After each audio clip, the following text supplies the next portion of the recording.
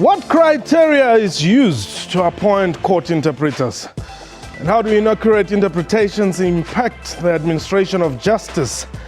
How does the language barrier impact the judicial system? And does the justice system accommodate people with special needs? What time is it? It's question time.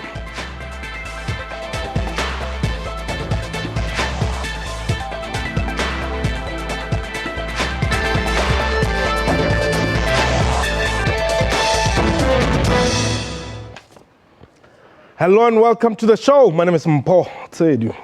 The Department of Justice and Constitutional Development has indicated the intention to reopen a 2009 pilot project for indigenous language courts.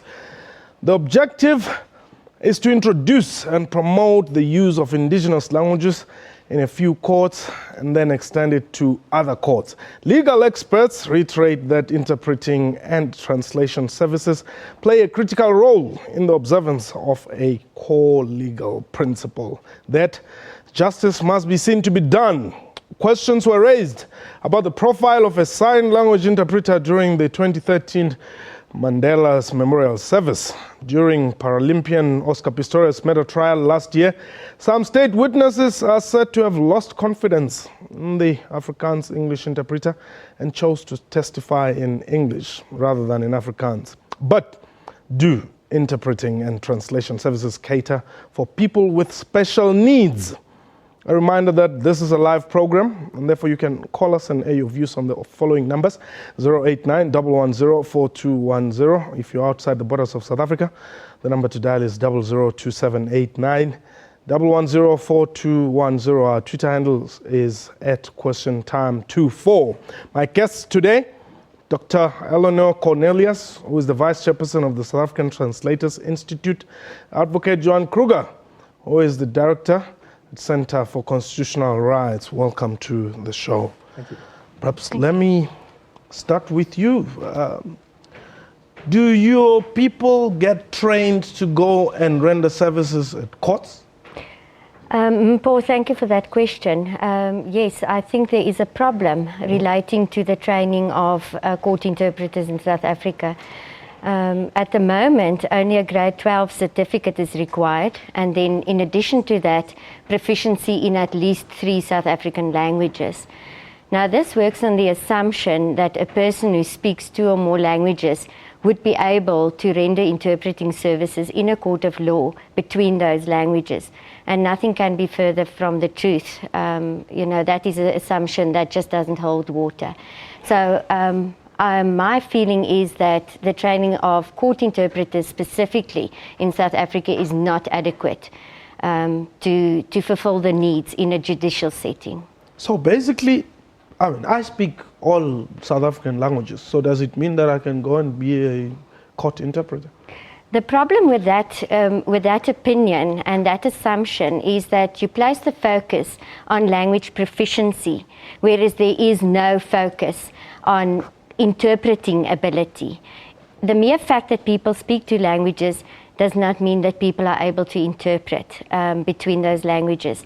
Interpreting, whether it's consecutive interpreting, community interpreting, or specialized simultaneous conference interpreting, these are specialized technical skills, and specific training is required for the purpose of rendering accurate renditions in any setting.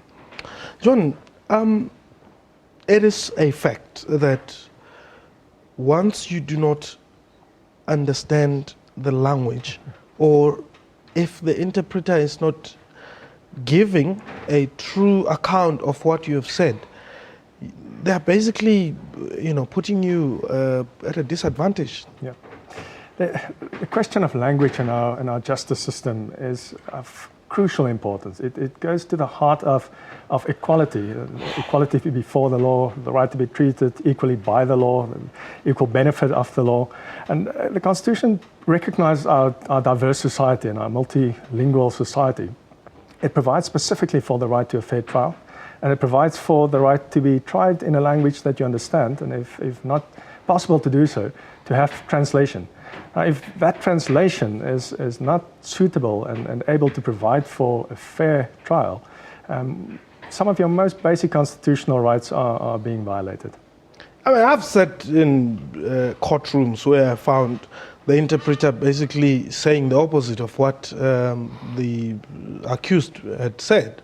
In other instances, they actually help the accused to get out of trouble. In other instances, they put them in trouble due to what they have said. Unfortunately, that does happen, and it goes again to the heart of a fair trial, whether an able and functional criminal justice system ensuring that guilty people are being found guilty and that the innocent are being found not guilty. The matter of translation is of crucial importance. I mean, as you said, and if it's translated incorrectly, it's doing injustice to our justice system. It's doing injustice to the right to a fair trial.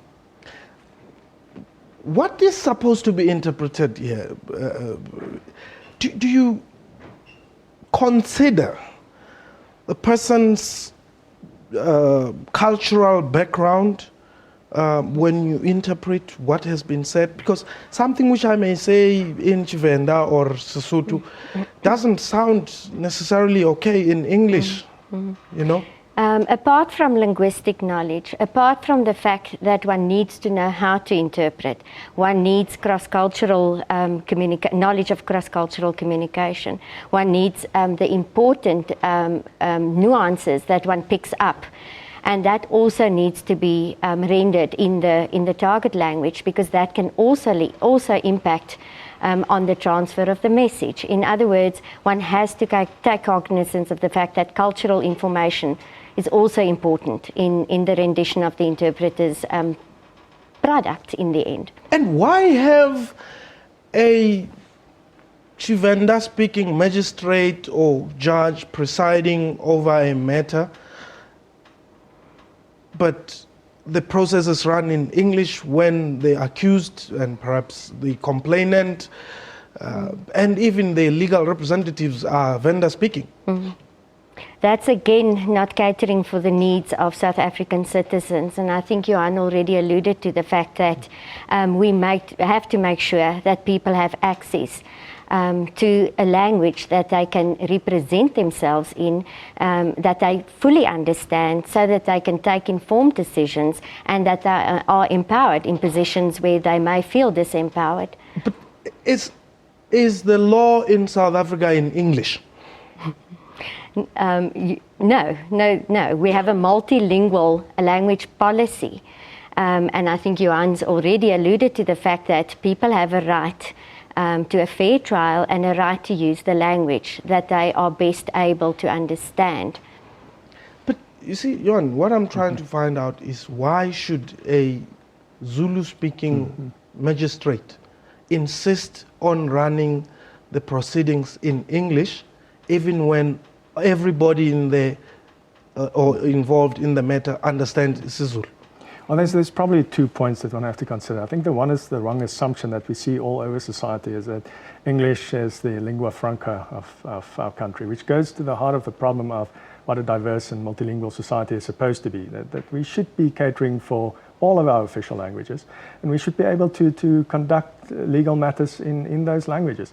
The other point is, of course, a practical matter, and that relates to the issue of appeal or review of a particular case, where should it be a case of particular importance and there would be a chance of such a case to go and appeal, that it would often be in the interest of the accused to have the matter in English in order to render an appeal easier and quicker.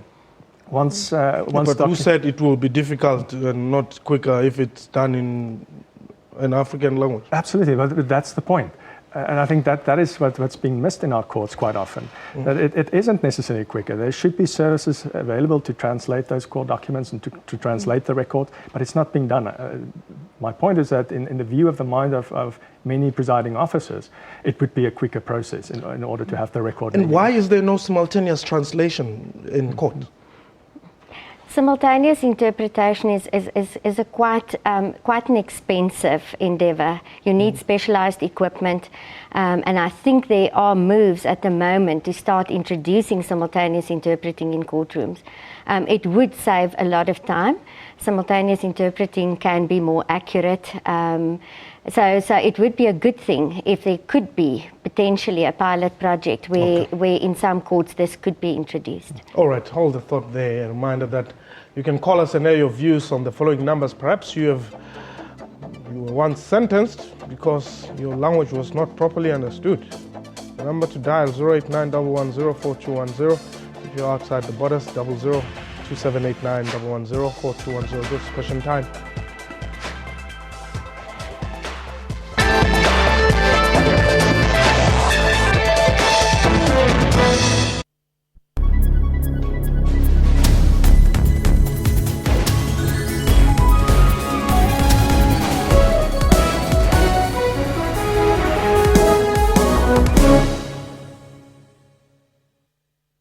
Information-hungry viewers stay with SABC News, as issues on the West are different from issues on the East or here in Johannesburg. So it is not surprising that people who follow the news know that there are two things for sure: that anything can happen, and SABC News will tell you when it does.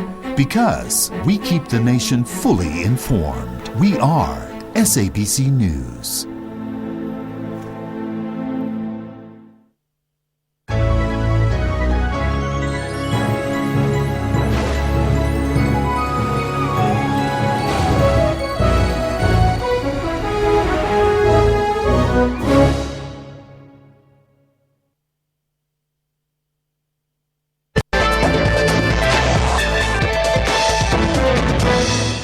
Welcome back. You're still watching Question Time. Our guest today, Eleanor Cornelius, is the Vice Chairperson of the South African Translators Institute, and Advocate Johan Kruger, who is the Director at the Center for Constitutional Rights.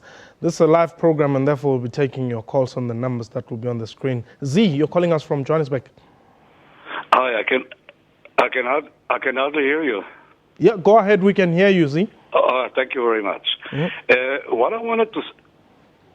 What I wanted to say is how critical and crucial the interpreter role in a case that brought in front of court is. It's obvious. What with regarding to the performance of the interpreter, I think it's lacking of deep dynamic profile. So the interpreters is one thing. We know about cases that the wrong people have been deployed to perform different roles. So my simple opinion is lacking of deep dynamic profile and vetting of the candidate. As simple as that. Okay. Thanks very much, Z. Maybe let me allow you to comment on that. Can you just help repeat the question? I could not really follow all of it. Is there vetting of interpreters? At this point, I don't think vetting is adequate. I don't think the recruitment process in the Department of Justice, and I think they are quite aware of the fact that selection criteria are not stringent enough for the employment of interpreters in the judicial system. So I think there is definitely a shortcoming, and as I say, the department, as far as I know, the department is quite well aware of the fact that they need to beef up their selection criteria. Okay. Now, you have a matter in the Eastern Cape High Court, Port Elizabeth, where at least 16 state witnesses who testified in a murder trial were recalled because the interpretation of the original evidence in court was not up to standard, right? And reports indicate that during the course of the trial, the three accused in the matter, all Xhosa speaking, raised their concerns over the quality of interpretation of certain evidence given by state witness. Now, what do you do in a scenario like this? Well, it speaks to the quality and the functionality of our criminal justice system. It requires government, requires the Department of Justice and Correctional Services to ensure that our court services are up to standard. It is not an excuse to say we just don't have the translators, or we don't have the quality of people. Then we have to train them, we have to provide for them. As I said right at the beginning, the principle is that we have a diverse society, we have a multilingual society which is recognized by the Constitution. We have a constitutional right to be tried in a language that we understand or to be provided with translation. And if that's the point, then the government must ensure that those services exist. Okay. Mthunzi, you are in Springbok. Motusi. Oh, Mutusi. Tshwarelora.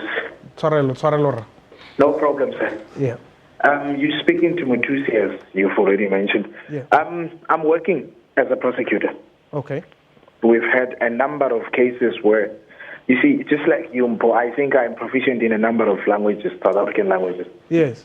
And you will get a situation where an interpreter is not saying what the accused is saying, completely different from what you're saying. Yes. Sometimes they say things in a house manner, you understand. What I would suggest is this. Just as there is language practice courses and stuff, let it be compulsory that at the most junior of interpreters should at least have that course, you understand, as a qualification, instead of just matric and proficiency in about 4 languages.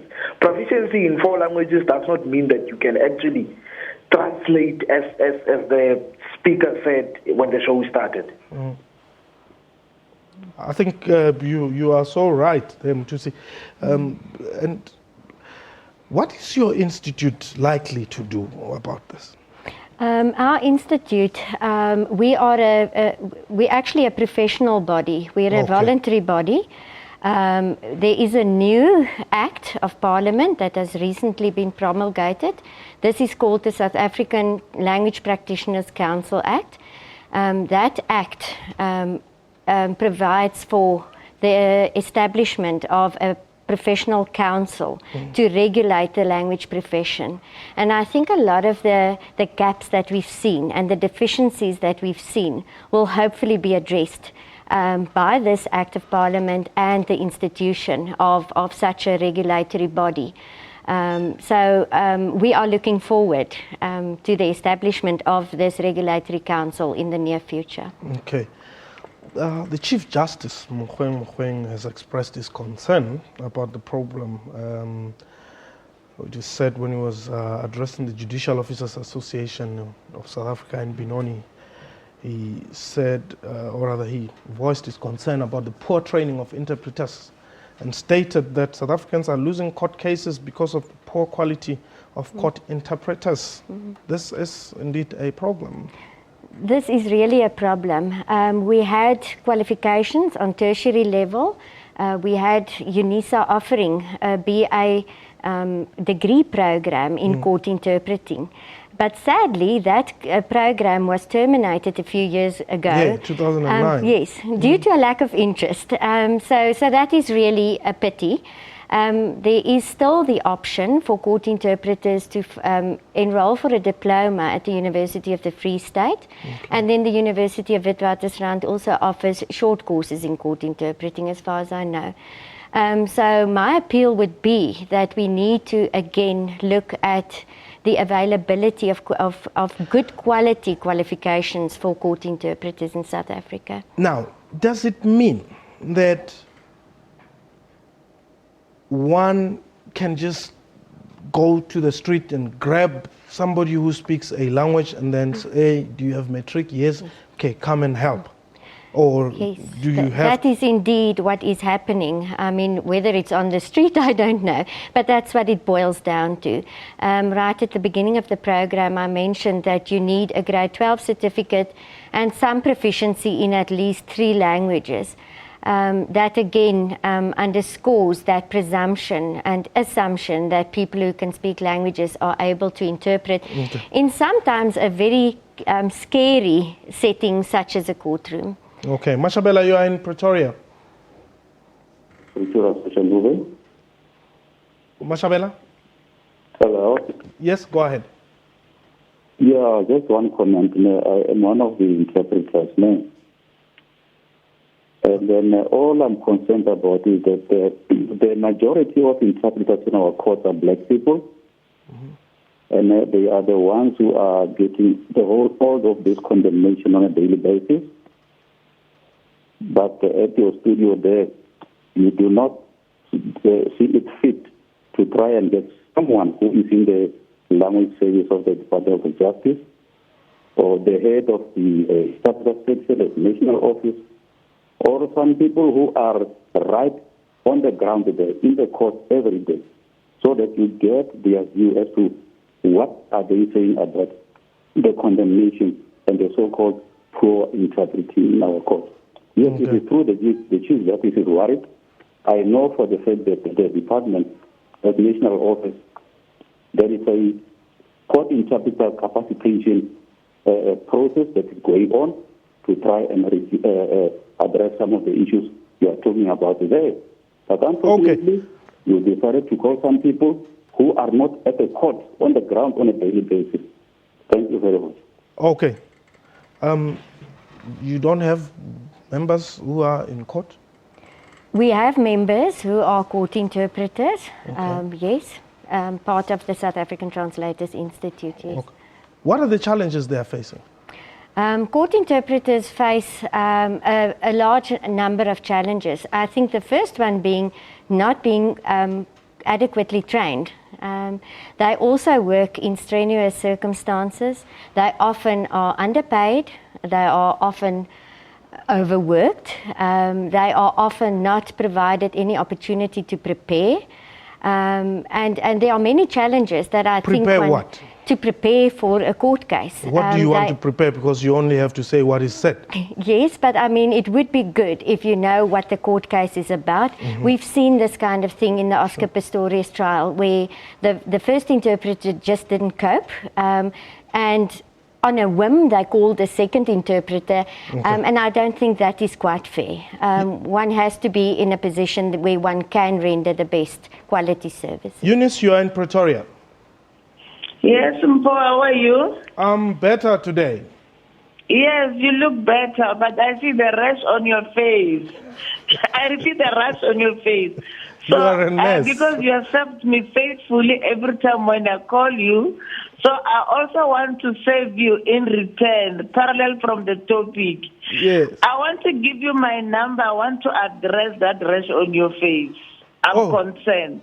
Okay. If you don't mind, take my number. It's 074. Eunice, I'm sure my producers. I'm saying, free. I'm sure my producers can take the number off air, and I would really welcome any cure for my flu. Thank you very much, Eunice.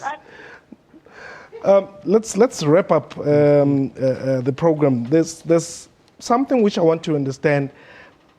If it really was serious, and I'm talking about the Department of Justice, about improving access to justice, right?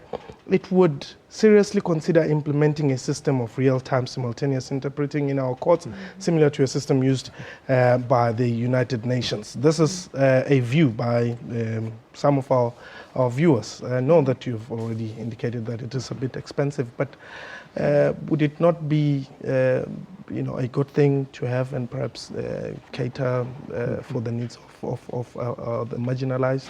Absolutely. I mean, that's what I said at the beginning. It's about a question of cost for justice. It's whether you're able to receive a fair trial, especially in the lower courts, in the rural areas where we deal with prosecutions on a daily basis, and where people are more likely to be ending up with violated rights because of bad translation. With regard to your previous caller, I used to be a prosecutor. I'm quite familiar with the struggles on the ground of prosecutors, especially in smaller centres, where translators are just not up to standard.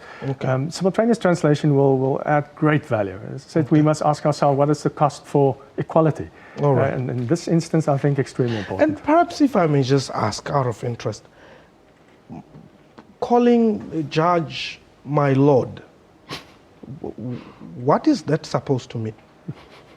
Well, that stems from the English practice that's still remnant in our legal system. In essence, it boils down to show of respect to the bench and to the presiding officer, regardless of what one may call them. There's a different pronunciation in the Constitutional Court, for instance, where they've insisted on, and the Supreme Court of Appeal. It's got nothing to do with God. It's got nothing to do with God. Okay. Thank you very much. You're welcome. That was question time for today. A big thank you to my guests, And to you for watching the show. Our email address questiontime@sabc.co.za. Our Twitter handle @questiontime24. From me and the rest of the crew, have yourself a wonderful time. Goodbye.